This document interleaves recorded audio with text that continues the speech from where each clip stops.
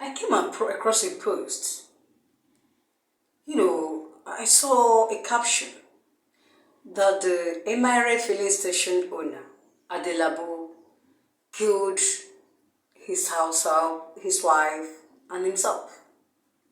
So when I now went through the story, the story says that he had a meeting that was supposed to hold in Abuja. So he left himself for that meeting, but on his way, he received a call that the meeting is no longer holding. So he didn't call his house, that he's returning. But he decided to go home immediately, which I know he didn't do wrong. On reaching there, he saw his house help, a boy he picked from Akwa Ibom, on top of his wife. He couldn't bear it. He decided to end the whole drama there. He killed that boy, he killed his wife, and then he killed himself. The three of them were dead, according to the story. Now, I want to talk about sin, which is a reproach to any nation. Also righteousness, which exalts a nation. When we talk about the nation of Israel, it sprang up from one man, that's Jacob. Yes. Then a big nation. So a family can also be a nation tomorrow.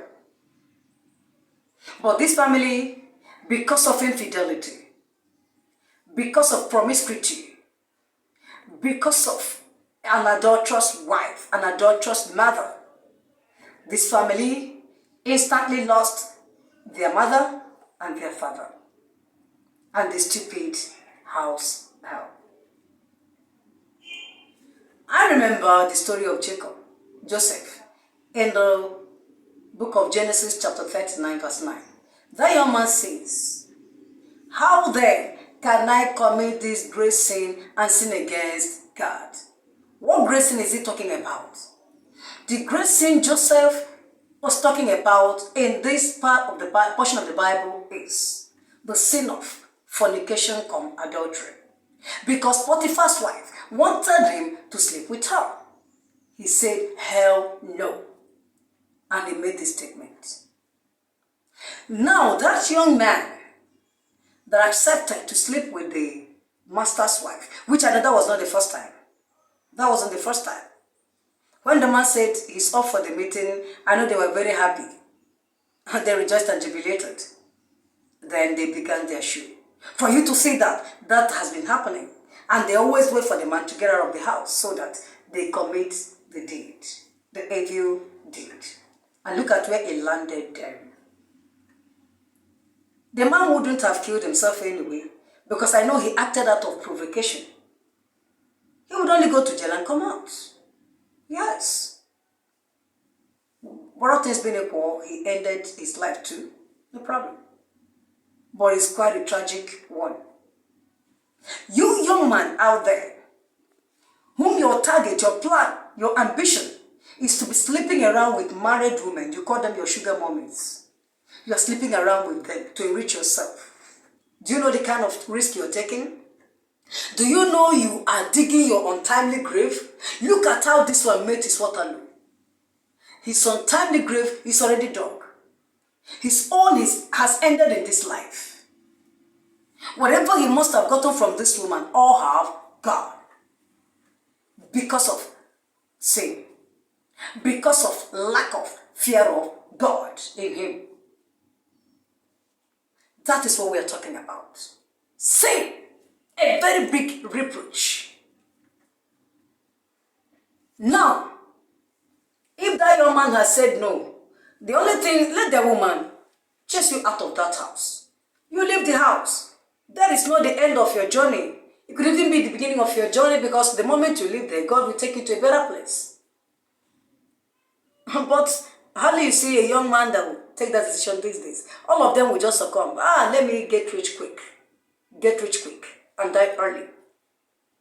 Imagine. It is not good for you, young man.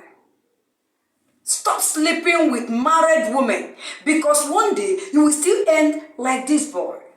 There are no two ways about that.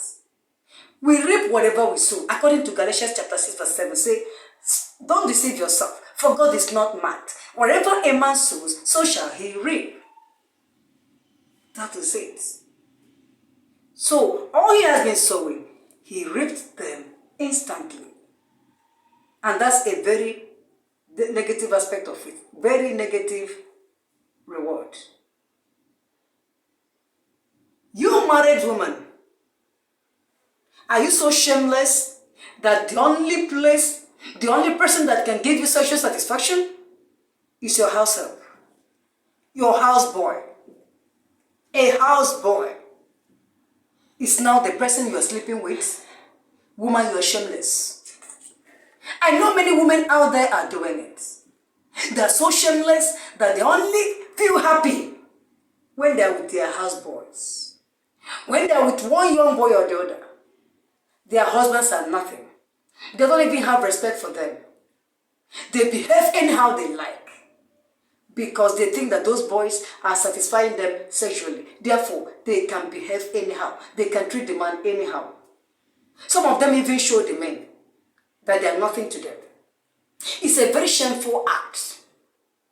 It's a very shameful thing that a mother will still solo, that a wife is still solo. Look at a man that his journey was cancelled, meeting was cancelled. He came back immediately back to his house. That means that man was a responsible man.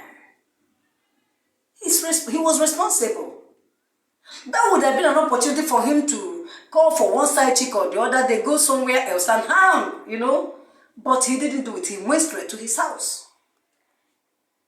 He never knew he was going to meet a dead end.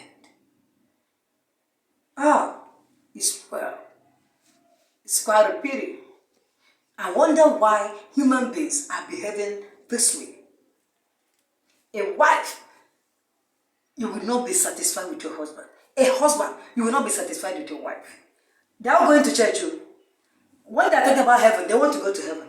Which heaven? Heaven is not for fornicators. Heaven is not for adulterers. Heaven is for those who fear the Lord, who honor the Lord with their own body, because our body is the temple of the Lord, according to 1 Corinthians chapter 6 verse 18. When you don't honor the Lord with your body, when you don't serve the Lord with your body, according to verse 20 there, the reason is that we were bought with a price, and that price is the death of Christ on the cross of Calvary. Therefore, it is our duty now to allow God to live in our body, to work in our body. Yes. Then he will be our Father, and we will be his children. That is the word of God for you. So, I don't understand. Look at how a husband and wife ended their journey here on earth. Look at how that journey ended. Swiftly, within the twinkle of an eye. It ended because of promiscuity of a wife. A shameless wife. A shameless mother. Jesus Christ. I came across it last night. Since last night, I haven't been myself. I have not really been myself. Because it's a sad one. It's a very sad one. It's not really good. And it doesn't supposed to be so. Let us caution ourselves. Let us take a redress. All our movements, God is watching. All our activities, God is watching. Everything we do, God is watching. And he has a day for judgment for all of us. Whether be it good, be it bad, God is going to judge us for it. Are you ready for it? Start working for it. You have to quit sin. Sin is a reproach. Sin is a dead end. But righteousness is us. Look at where Joseph was catapulted. If you continue reading to chapter 42. He was catapulted into the prime minister of great Egypt. The Pharaoh was just there ceremonially.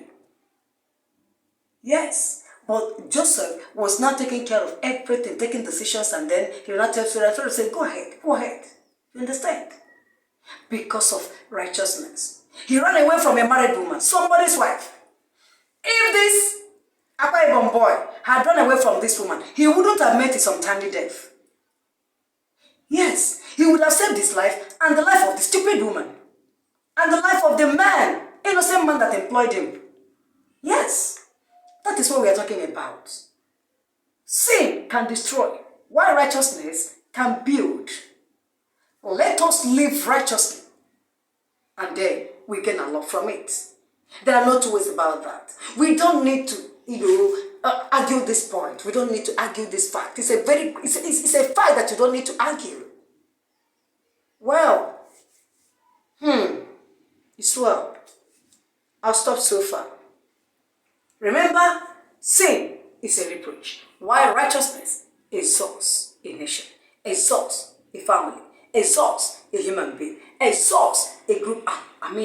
Exaltation comes from righteousness. You can name it. Not just a nation, you can name it. Till we meet next time. Thank you very much for watching. Remember to always touch the like button. Also help me to share my video. Thank you. Remain blessed.